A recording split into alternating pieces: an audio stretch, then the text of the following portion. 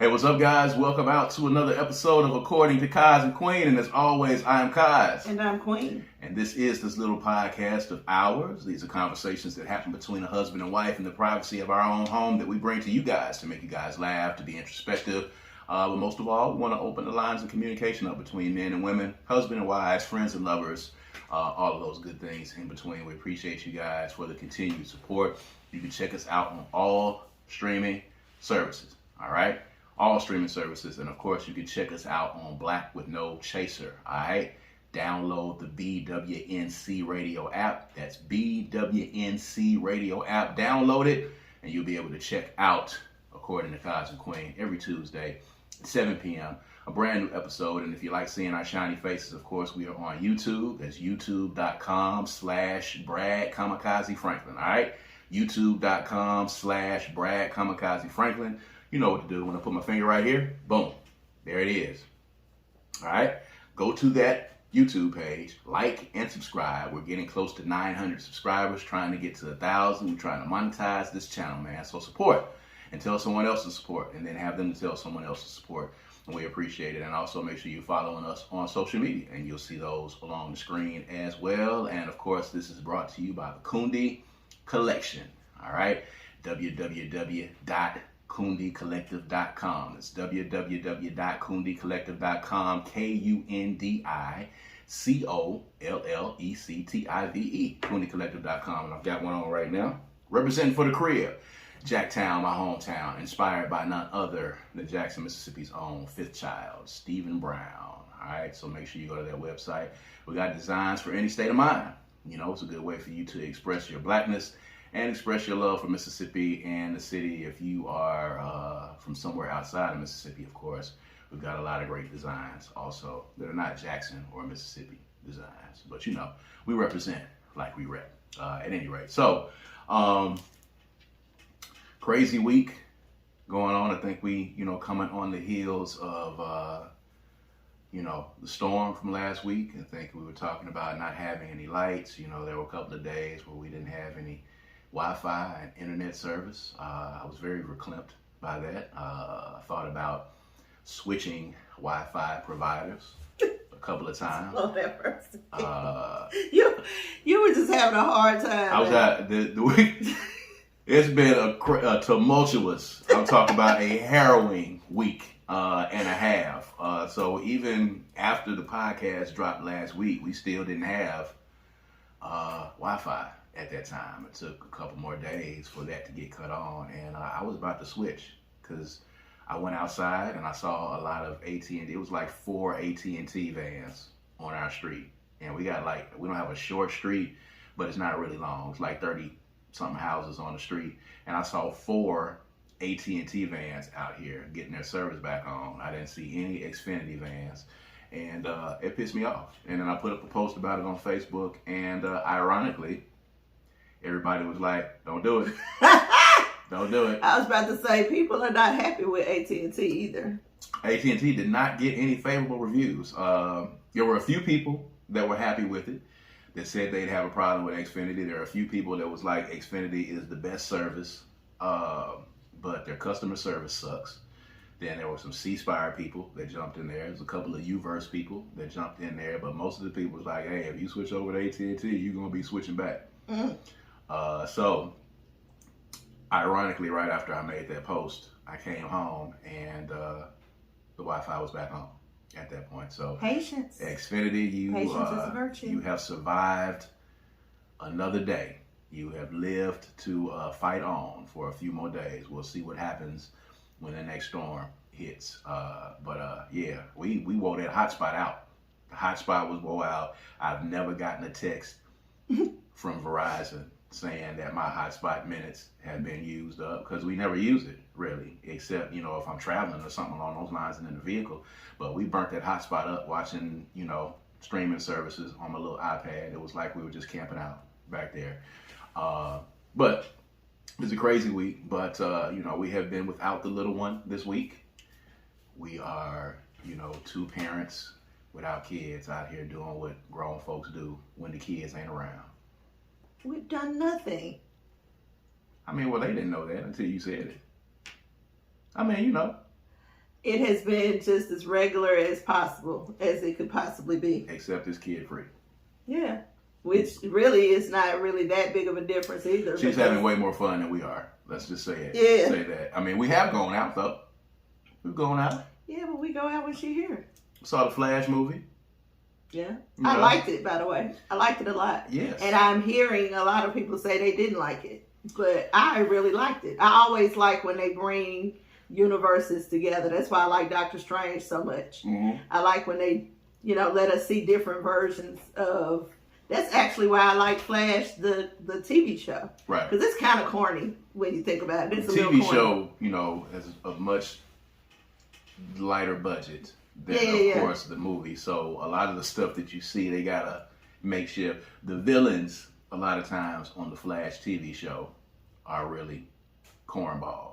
They're some of the lower tier. They're all DC villains. They're not making the villains up, but there's like low tier villains that you can bring to the screen that don't have, superpowers that you can't produce on a TV show budget. Yeah, and they gotta introduce it and end it in one episode. Mm-hmm. So it can't be too nobody with too much. Well, on the Flash seasons, they have a villain for the show, and then there's a big villain that runs along. So, shouts out to everybody that likes the Flash TV show.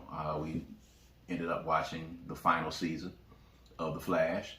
The movie was cool. I thought it was cool because they brought different versions of Batman back in. Wonder Woman was in it. Aquaman was in it. So I think it was cool. They brought what some would describe as the worst of the Batmans, maybe next to worst, in George Clooney, showing up at the end. I think Val Kilmer is going to go down in history as the worst Batman. I would agree with that. I don't know what you'd be looking for when you make the determination of who's the best and who's not, because Michael Keaton is one of my favorites, and I actually like George Clooney. Now, I do realize that he was a little bit more, ladies' manish than he was like Ben Affleck, this kind of stoic and kind of aloof and I like dark. Ben Affleck's Batman. That's what I think about when I think of Batman. I think dark, just yes. Face value. He's the Dark Knight, yeah. So George Clooney probably didn't pull that off. George Clooney's was the more quirky and the more funny of the ones. That's not dark. That was the one when he had so that's what makes the him Robin, not Batman so good. Robin. Yes. Yeah. So that one is good. Michael Keaton, of course, the OG Batman. I forget what Edward from Twilight, that's going to be his name for the rest of his life. What his real name is. Robert Pattinson. Is it Pattinson, something like that? Exactly it. So he's the new Batman. We don't know if Ben Affleck is going to be back. Of course, for me, Christian Bale is the best Batman with the Dark Knight trilogy. I don't like any of that trilogy. It was super dope. And of course, it had the best ever performance of someone playing the Joker with Heath Ledger. You got to check it out, man. I'm telling you. Man, awesome. I tried to watch it. It was so sad. It was dark. It was the closest interpretation to the Dark Knight series that you can get. Because Batman is not, the Batman that everybody remembers from the 60s with Adam West and Burt Ward.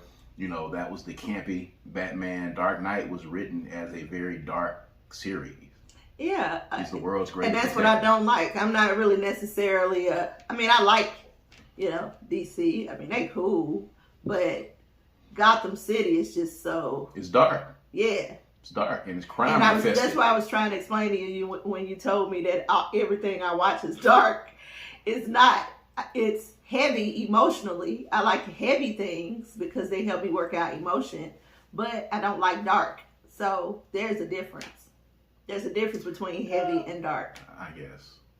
Because dark doesn't necessarily have to do anything with emotion. You've gotten back on this Grey's Anatomy kick again. And, I'm not really all the way in. I just didn't have anything to watch, and it's a reliable There's so show. much more to watch than that.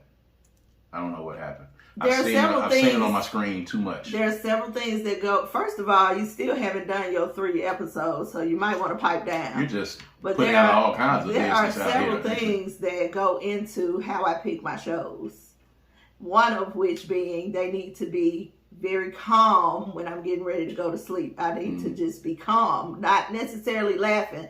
Laughing can come on after I have decided that it's time to go to sleep, right? But getting me to sleep, it has to be really calm. It has to be even tone, no ups and downs in the volume. And they have to be commercial free. So it's always going to be Netflix.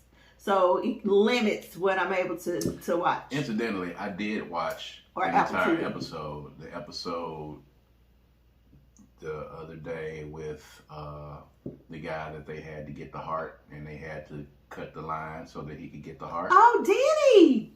I watched. You watched the Denny I show? watched it. Baby, that's tough. That's a hard one. It was by force, and I don't know if it was because I missed that show, so I must have been asleep. yeah, I didn't feel like changing it. I didn't know if you were asleep or not, but I did actually watch one episode.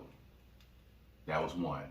So there's two. I really watched half of a few other episodes. I don't really have any real proof that you watched it. I just told you what I have to happened. know that you watched it. If I told you what happened, it's because I sat there and watched it. That's not true. But it is You true. could have been going to the bathroom and saw that part. No, I'm not. You got to watch it from the beginning to the end, baby. And I need to see I it. did. You had it on. And we were in the bed. Okay, what else happened in the episode besides that? Death. Hospital. Doctor. Shots. Death. That was it. That's ridiculous. That's the whole episode. I can't That's the count script that. right I'm sorry, that doesn't count. I can't count that. It comes on. It comes in. Doctors talking. That sounds like ESPN. No. That's not the. You know what I'm talking about. Isn't that the Grey's? That's the Grey's Anatomy thing, ain't it? That's it. That doesn't sound familiar to me. You know what I'm talking about? Mm-mm. It's the little light, little thing. Anyway, it comes on immediately. There's a couple of little funny things. You know, doctors talking, yada, yada, yada. Sexual tension between two of the doctors, yada, yada, yada. They set up all the patients. Then, you know, one patient lives. Death. Cold red. Cold blue. No, it's a cold blue. Got to save this patient. Oh, maybe we save this patient. Cut the line. We need the heart. How did they save Denny? They cut the line so that he would go to the top of the heart transplant list. And if they had not done that, he was going to die. He was going to lose the heart to somebody else who could do and she cut the line. And I think eventually she gets in trouble for cutting that line and ends up not being a doctor anymore. So what happened at the end of that episode? Death is what happened. That's not true. Something significant happened at the end of the episode. If you watched it, you should have seen it. He died. Danny died. Not at the end of that Because he turned episode. into a ghost later. Now you running like 3-4 different episodes together. I mean, this is just a. You didn't watch the Grey's end because Anatomy you wouldn't episode. remember that. You would remember what happened at the end of that episode. I try to forget. As much as I try to forget the bad episodes. Dr. of my Burke life. got shot. The black dude. Yes. Got shot.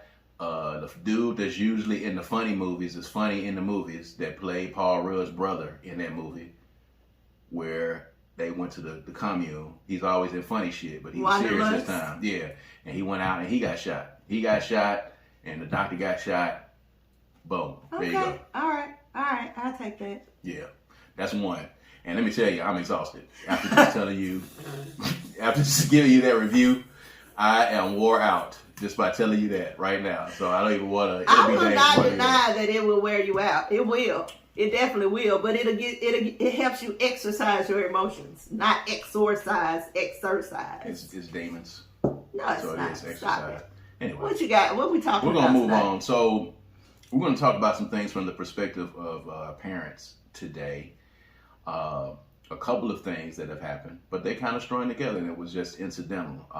First, there was President Joe Biden. There's a picture of him embracing and kissing his son on the cheek, which of course caused social media to be in an uproar, mostly from Republicans and conservatives that just want to try to find something negative to say. But then there were, of course, men, the homophobic ilk, who come out and they say, you're hugging on your son and kissing on your son, you're going to make him soft.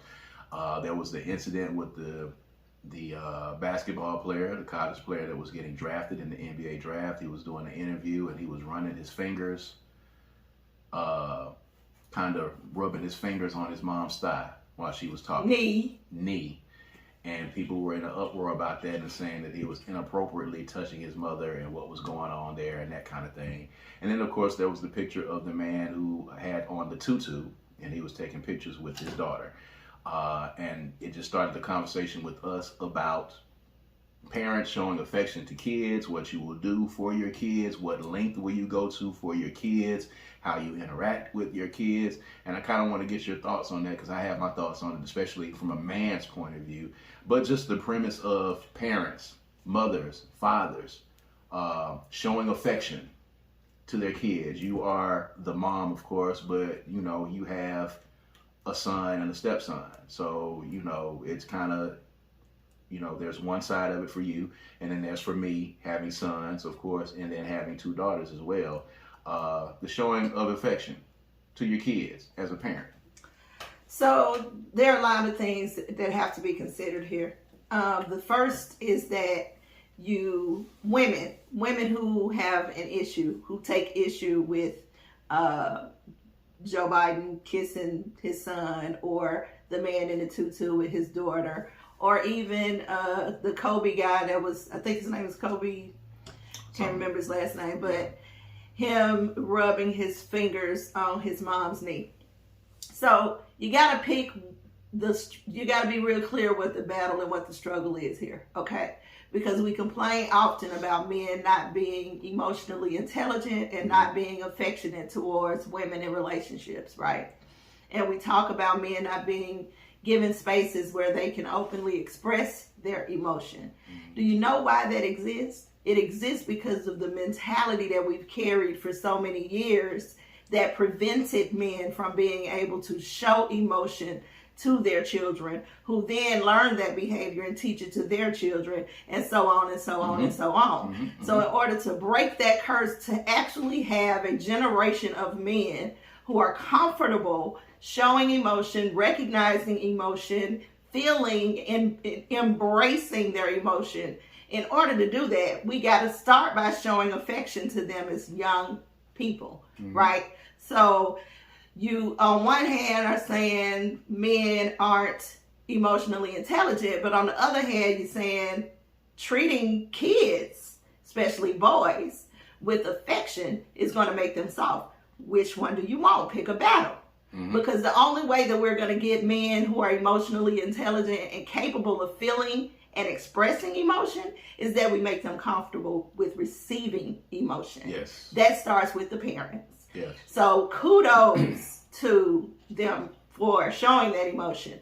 And as for the guy, the draft guy who was rubbing his mom's knee, clearly, you guys are idiots. Clearly, that was a nervous reaction. Yeah. He was clearly nervous and found his soothing through touching his mother. That is fine. That happens. Now, I'm not going to get into how old you got to be before you stop and all that, because I don't actually believe it should stop.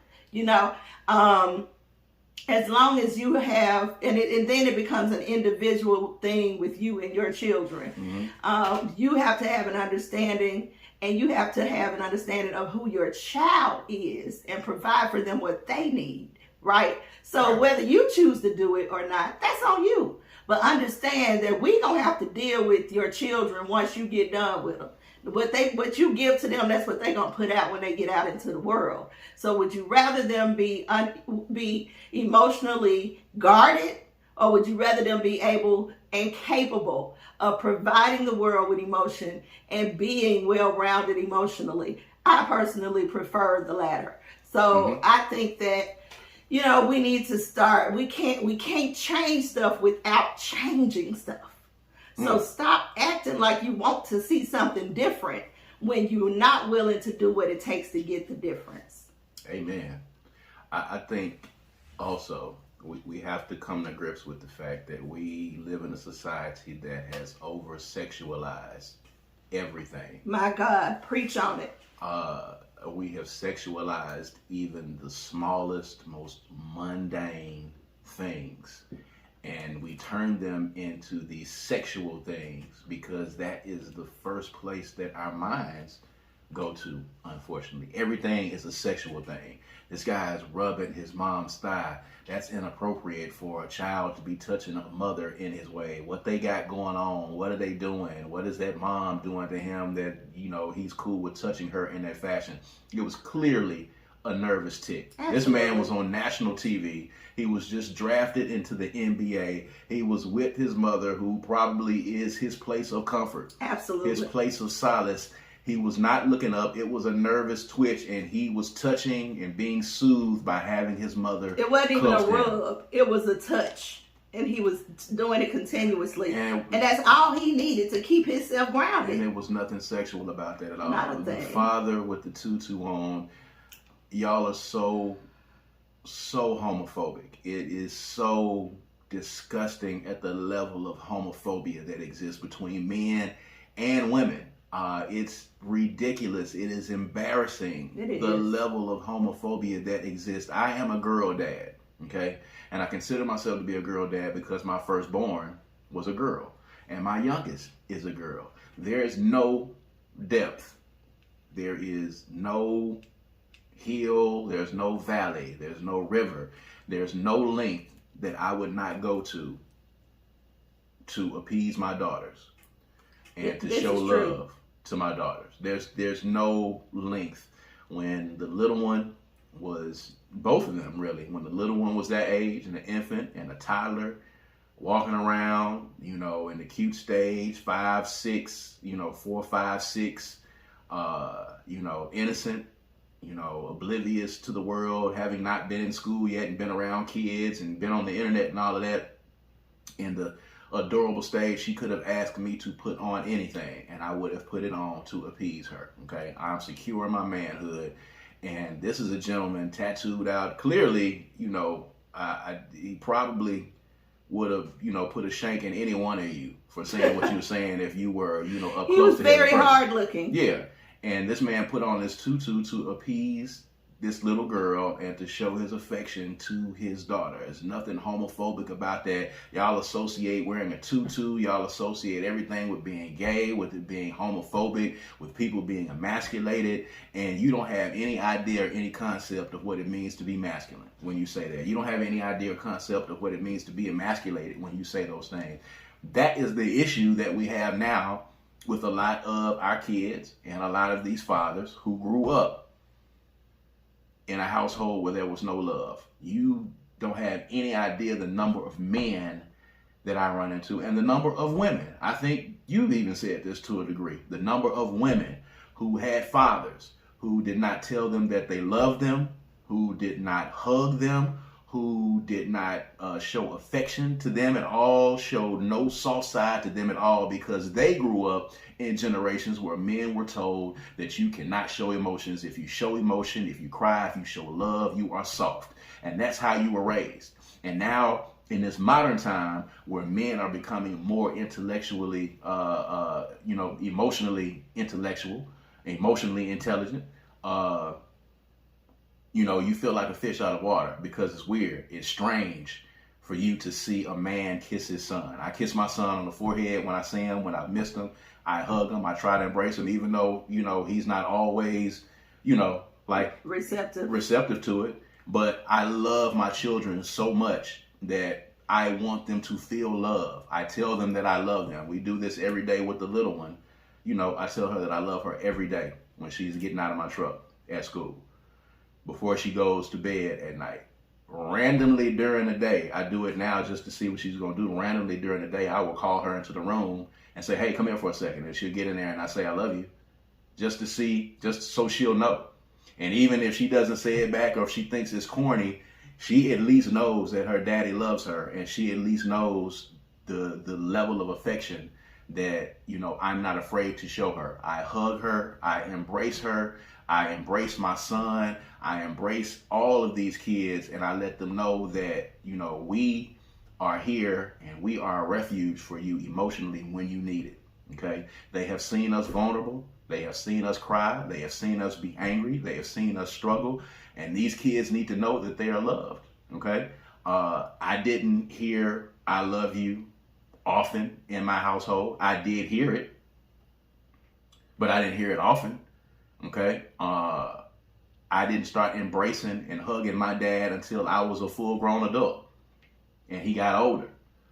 Didn't start embracing my mother until I got into adulthood. And that was only because I got out into the world and I realized how hard it was being a grown up. Mm-hmm. And then at that point, I understood what it was they was putting us through. But there's men and women who've never had a man in their life that was not somebody they were having a relationship with say that they loved them and embraced them and hugged them. And it has nothing to do with sexuality at all whatsoever. The picture with Joe Biden kissing his son on the cheek, I completely understand the sentiment behind that. Because if you really love these kids, you love them and you love them hard. And go ahead. But it's not necessarily just about you showing them love. What it is what it's teaching them about who they are. Mm-hmm.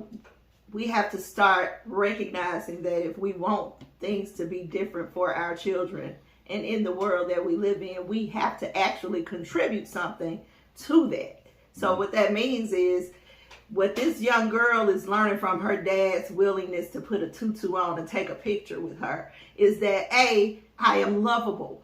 Mm-hmm. By any means necessary, I am lovable. Mm-hmm. And the man that I am with should be willing to do whatever he needs to do to make me feel comfortable. Now, what that's going to end up doing is setting the standards really high for these young men. Mm-hmm. This man is teaching his daughter already to accept nothing less than what you need to be happy. And a lot of men are scared of that.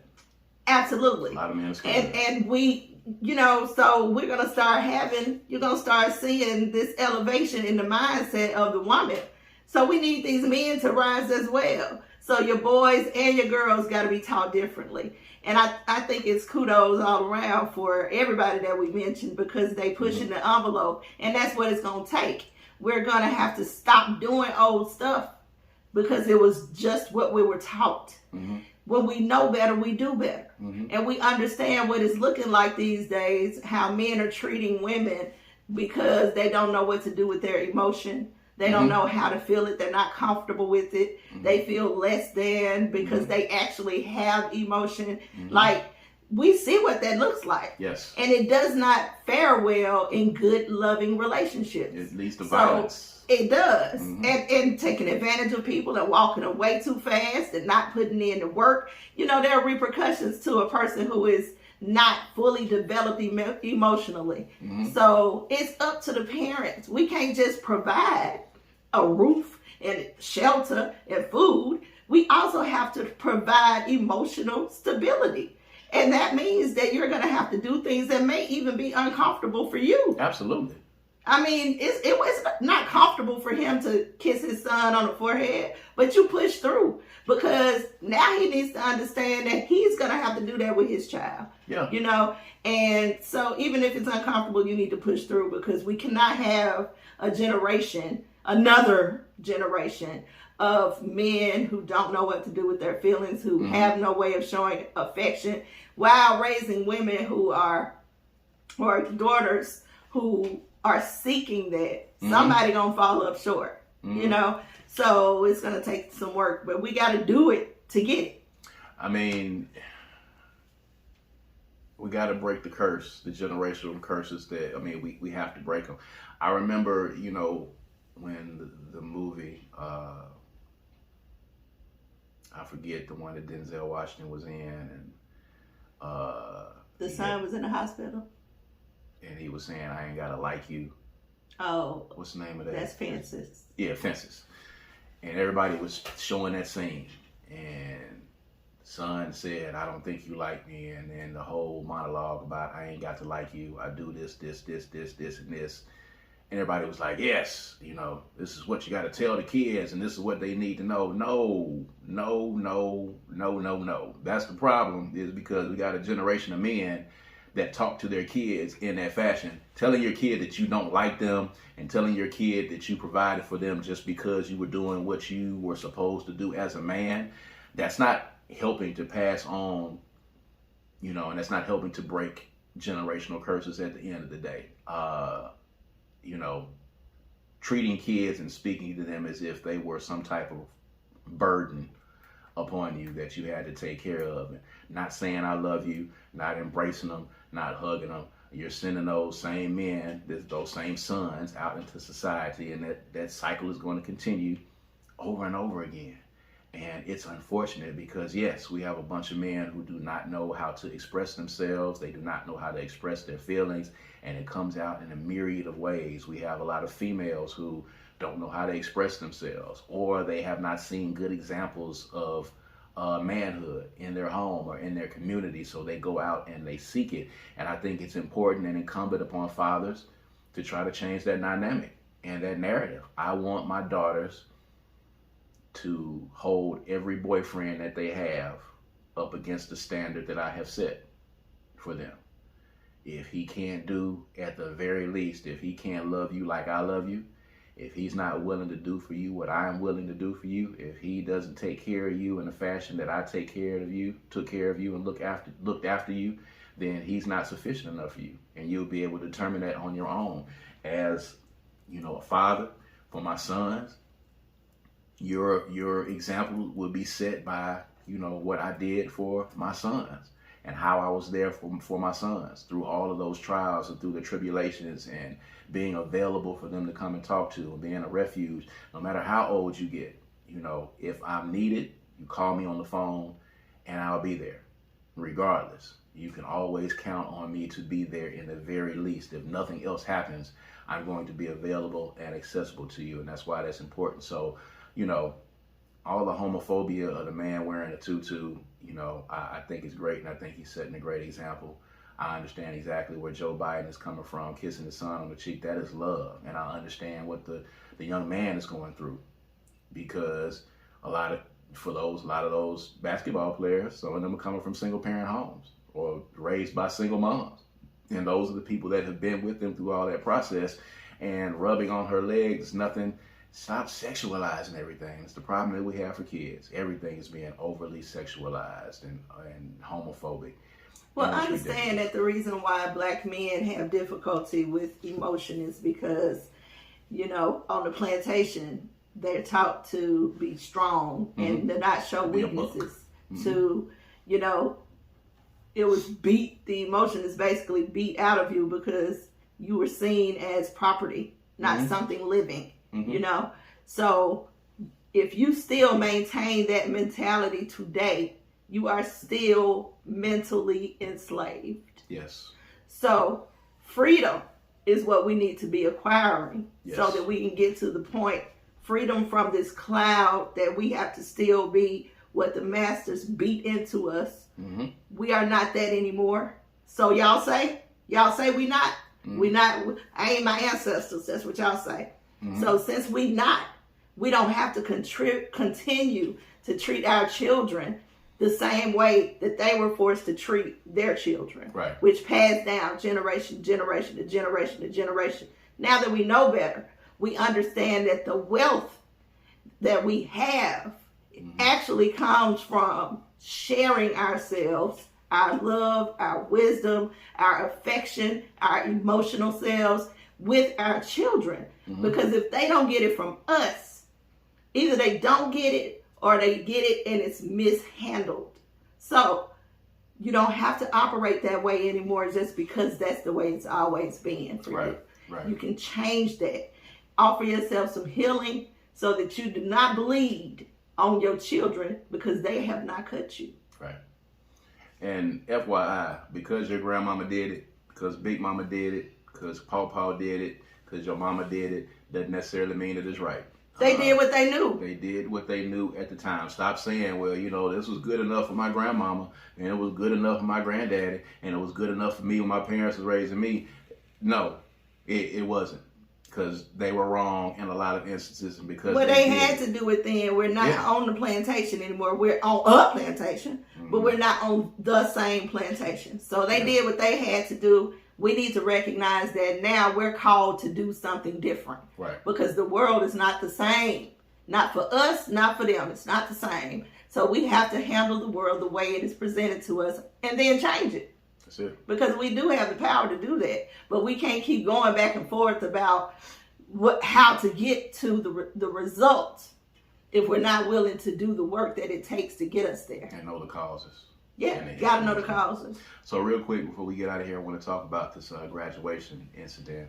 If you go to blackwithnochaser.com, as a matter of fact, this young lady gives an explanation for what happened at this graduation. If you didn't see the viral video, a young lady snatched, grabbed, wrestled the mic out of deboed the mic out of one of the, professors or dean's hands at this graduation at this college. I forget what college it is or university.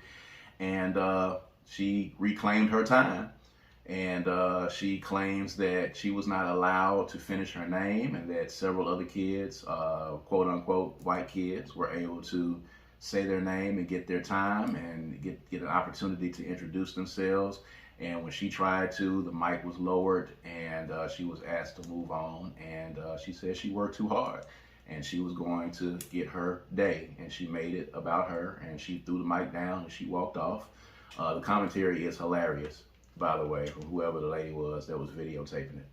Hilarious. She was having the time of her life watching this. So whoever that lady was, shouts out to you. This is the video is viral. But it brings the question up that we've had, even all the way down to elementary school and middle school, the graduations and the celebrations at the graduations and the kids coming across the stage and doing the dances and, whatever it is they're doing. And then there's a section of, folk who feel like it's too much and that's not the time and it's not appropriate. And then there's a section of folks that say, hey, these kids worked hard, give them an opportunity to shine on that stage for whatever reason, and give them their diplomas. There was another video, I think, at a school where all of the ladies were fully clothed, garbed, or whatever the case was, in the hijabs, or I don't know what the exact term is, please forgive me. But she did the gritty. She hit the gritty walking across the stage, and the lady didn't even give her diploma. She got a diploma afterward, but she wouldn't give her the diploma on the stage. So there was those two incidents. Your thoughts on graduation ceremonies in these two particular instances as a parent who's been to graduations? What are your thoughts on that? Listen, I might take a hit for this. Uh-oh, here we go. Here we go.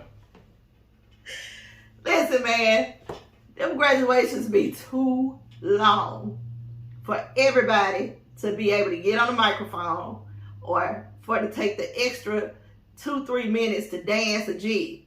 It's 200, 300 people got to get a diploma.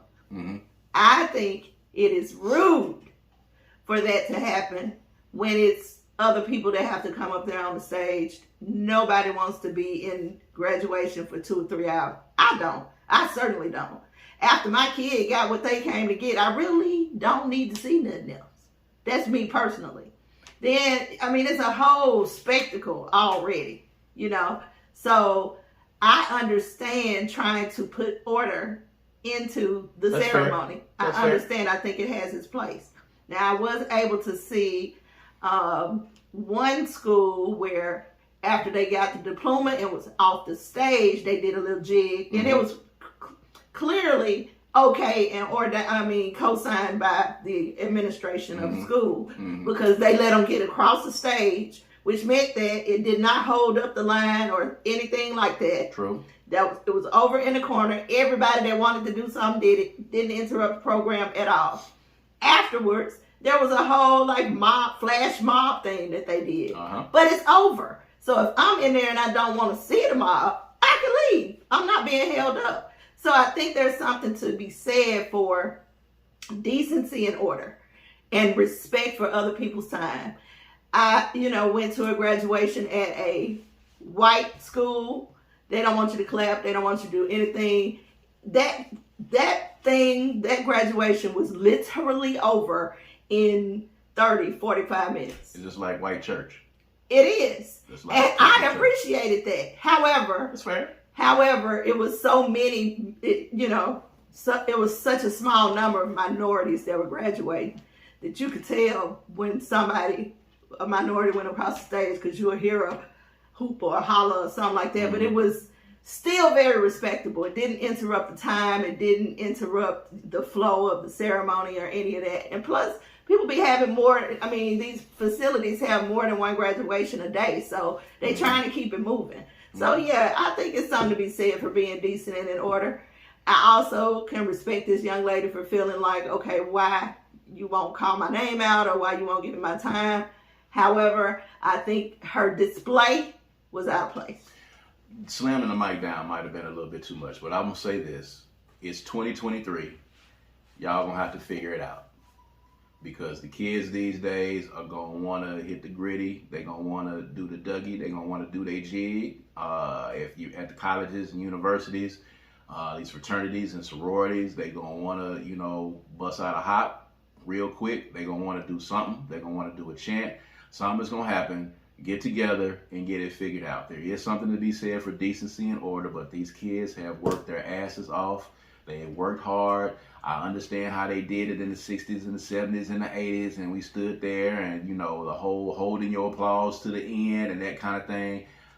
Y'all gonna have to figure it out. And especially, just do what that other school did. Let them do it out the stage, over in the corner. Give them a specific area to go over there and celebrate. Because if you do it for one, you got to do it for everybody. Yeah. So every school is not going to have that cool administrator and that cool president that understands it. If you are at an institution where there's going to be a white person at the end of the stage that's going to be holding that mic and your diploma, you know they really are not really for any of the extracurricular. So you got to get it figured out, and you got to figure it out beforehand or do something afterward. But I do not agree with, you know, not letting these kids express themselves. So you got to figure it out. There has to be a healthy medium. Yes, the graduations are too long. I feel like when the kids get the diploma, they should be able to walk out when they get their diploma. Okay?